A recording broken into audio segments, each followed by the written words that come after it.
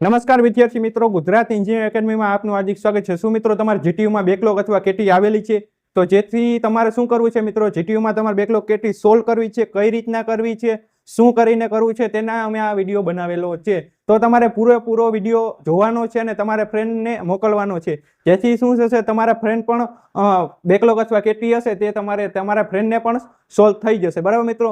જો તમારે backlog KT આવેલી હોય તો તમારે જરાય પહેલા તો ટેન્શન લેવાનું નથી, બરાબર મિત્રો। તે તમારે સોલ્વ થઈ જશે, પણ બહુ વધારે કેટી અથવા બેકલોગ સાથે આપણે રાખવી નહીં, જેમ થાય એમ વહેલેસર તેને ક્લિયર પણ કરવાની છે મિત્રો। જેથી શું થશે મિત્રો કે તમારે આગળ જતા તમારી ડિટેલ લિસ્ટમાં નામ ન આવે તે માટે તમારે ખાસ ધ્યાન રાખવાનું। ડિટેલ લિસ્ટમાં એકવાર નામ આવ્યા પછી તમારે કેટલા વર્ષ ઘરે બેસવું પડશે તે નક્કી હોતું નથી, તો તમારે ખાસ કરીને બેકલોગ અથવા કેટી જે જૂની પડી હોય તે તમારે સોલ્વ કરી નાખવાની છે ત્યારે બાકી અમે તમને સપોર્ટ તો કરીએ જ છીએ મિત્રો, તમારા આઈએમપી ક્વેશ્ચન બધું અમે તમને આપી જ છીએ, બરાબર મિત્રો। તો આપણે હવે આગળ જોઈએ કે જીટીયુમાં બેકલોગ કેટી આવેલી તો કઈ રીતના તમારે આગળ સોલ્વ કરવી, તેના માટે અમે ટિપ્સ પણ આપેલી છે, તો તમારે પૂરેપૂરો વિડીયો જોવો। તો આપણે હવે આગળ વિડીયોમાં આગળ વધીએ તો પહેલા આપણે જોઈએ મિત્રો કે શું તમારે સેમેસ્ટર 1 થી 6 માં બેકલોગ કેટી આવેલી છે?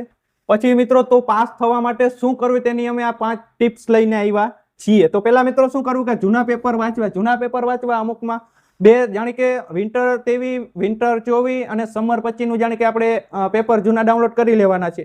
3 પેપરમાં કોમન ક્વેશ્ચન કયા નીકળે છે તો તમારે પહેલા એની લિસ્ટ બનાવવાની છે, તેના પછી તમારે એક બુક બનાવવાની, તેમાં આન્સર લખવાના છે, બરાબર મિત્રો। જેથી તમારે શું થશે કે તે મોસ્ટ આઈએમપી ક્વેશ્ચન લખાશે આપણા, પછી તે મોસ્ટ આઈએમપી ક્વેશ્ચન નું રિવિઝન તે રીતના આગળ વધવાનું છે। પછી આપણે શું કરવાનું કે મોસ્ટ આઈએમપી પ્રશ્નો વાંચવા, એટલે મોસ્ટ આઈએમપી આપણે પેપરમાંથી મોસ્ટ આઈએમપી ક્વેશ્ચન લીધા છે, બરાબર મિત્રો। પછી શું કરવું તે આપણે બુકમાં તો લખવાના છે, પછી તેના આન્સર પણ સાથે લખી નાખવાના છે। એટલે તમારે શું કરવું, તેમાં આપણે ચોપડીમાં પેરેગ્રાફ હશે પણ તમારે તેને શું કરવાનું, શોર્ટ નોટ બનાવવાની। શોર્ટ નોટ એટલે શું કે લોંગ હોય તેમાંથી તમારે મુદ્દા પાડીને તમારે તેમાં લખવાનું, જેથી તમારે શું થશે કે તમારે વાંચવાનું પણ સહેલું થશે અને વાંચવાનું પણ ઝડપી થશે ને ટાઈમ પણ તમારે બચવાનો છે। કારણ કે મિત્રો તમારે કેટી અથવા બેકલોગ સોલ્વ કરવી છે તો તમારે જે હાલતી હોય તે તમારે જીટીયુ તો પણ દેવી પડશે, પણ આગલી જે પેન્ડિંગમાં પડી છે એ પણ તમારે સોલ્વ કરવાની છે। તો તમારે આ સેમનું પણ કરવું પડશે, આગલા સેમનું પણ કરવું પડશે, એટલે તમારે ટાઈમ મેનેજમેન્ટ તો બહુ જરૂરી છે મિત્રો, એટલે તે તમારે ખાસ કરીને ધ્યાનમાં રાખવાનું છે। પછી આગળ વધીએ તો મિત્રો જીટીયુ ના પેપર સ્ટાઇલ પ્રમાણે લખવું।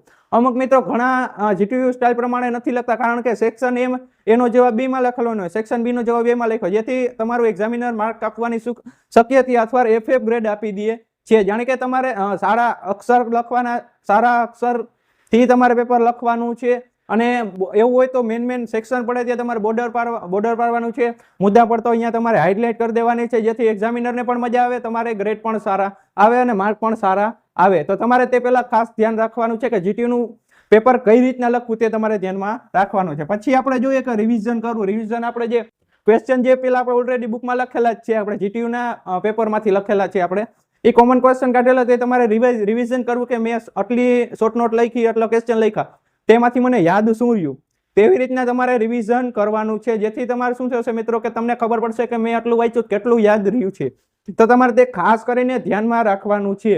બાકી તમારે રિવિઝન તો કરવાનું જ છે મિત્રો, નકર તમને ખબર નહીં પડે, એકવાર વાંચી નાખે તમને એમ લાગશે વચાઈ ગયો, તો પછી તાણે આપણે યાદ આવતું નથી, તે બધાનો એક ક્વેશ્ચન તો છે જ।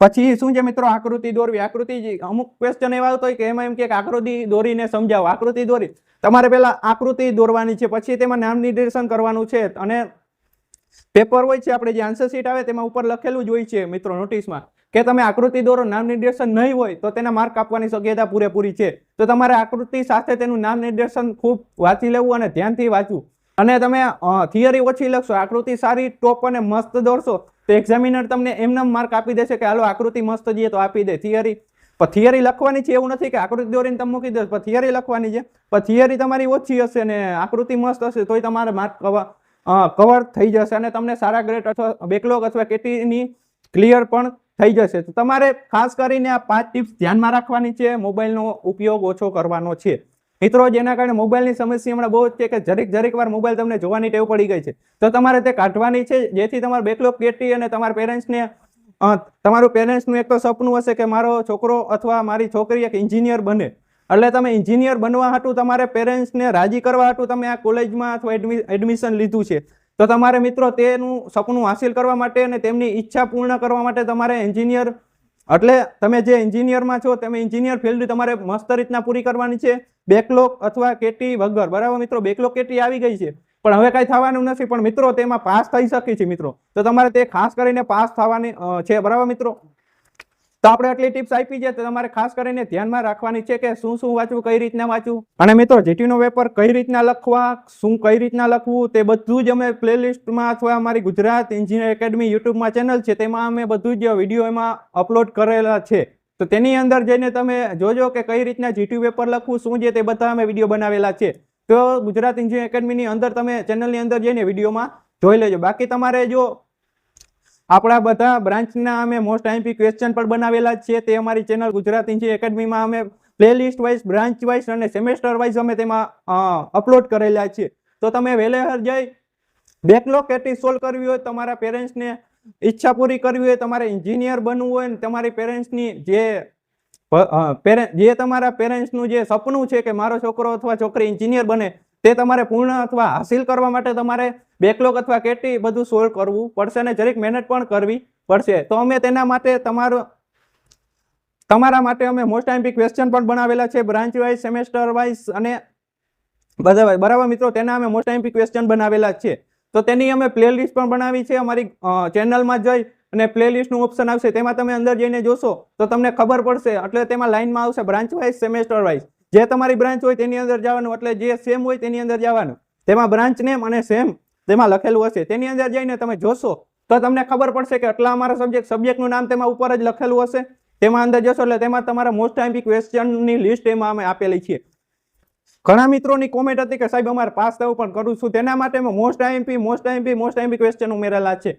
તો મિત્રો અમે તમારા સાટું પણ અમે આટલું કરી રહ્યા છીએ, તો તમારે પણ થોડીક મહેનત તો કરવી જ પડશે મિત્રો. એમ કઈ વાંચ્યા વગર તો પાસ થવાના નથી મિત્રો. તો તમારે શું કરવાનું છે, ખાલી અમે કોમન ક્વેશ્ચન પણ આપેલા છે, વધારે નહીં, 30 થી 50 લગીને જ અમે ક્વેશ્ચન આપેલા છે, વધારે પણ છે નહીં. તો મિત્રો તમારે તે ખાસ કરીને વાંચવાનું છે. બાકી તમારે મોસ્ટ આઈએમપી ક્વેશ્ચન પણ અમે પ્લેલિસ્ટ આપેલી છે.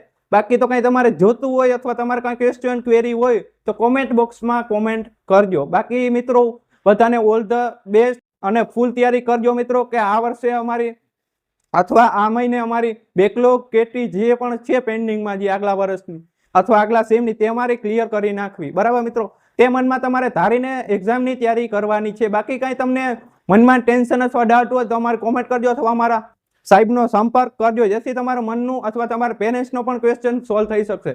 જો તમારા પેરેન્ટ્સને રાજી અથવા તમારા પેરેન્ટ્સનું ઈચ્છા પૂર્ણ કરવી હોય તો તમારે મિત્રો બેકલોગ અથવા કેટી પૂરી કરી અને એન્જિનિયર બનવાનું સપનું હાંસિલ કરવાનું છે. બાકી કાંઈ ક્વેશ્ચન અથવા ડાઉટ અથવા ગમે તે ક્વેશ્ચન હોય તો અમારી કોમેન્ટ બોક્સમાં કોમેન્ટ કરજો. બાકી મિત્રો એક તમારી રિક્વેસ્ટ પણ છે, એક સપોર્ટ માટે તમારે લાઇક અને સબસ્ક્રાઇબ કરવાના છે, અથવા તમારા મિત્રો ઘણા છે તેને બેકલોગ અથવા કેટી આવેલી છે તો તેને પણ તમારા વિડીયો શેર કરીને તેની બેકલોગ અથવા કેટી ક્લિયર કરવા માટે આ એક મદદ કરવાની છે. બરાબર મિત્રો, બાકી કાંઈ તમારે ક્વેશ્ચન ડાઉટ હોય તો કોમેન્ટ બોક્સમાં કોમેન્ટ કરજો. અમે તમને 100% તમારી ક્વેશ્ચનનો આન્સર આપશું, અને તમારા પેરેન્ટ્સને પણ હોય તો એ કોમેન્ટ કરજો તો અમે તેને આન્સર આપશું. બાકી અમારો પર્સનલ કોન્ટેક્ટ કરો. Thank you for watching Gujarat engineer academy.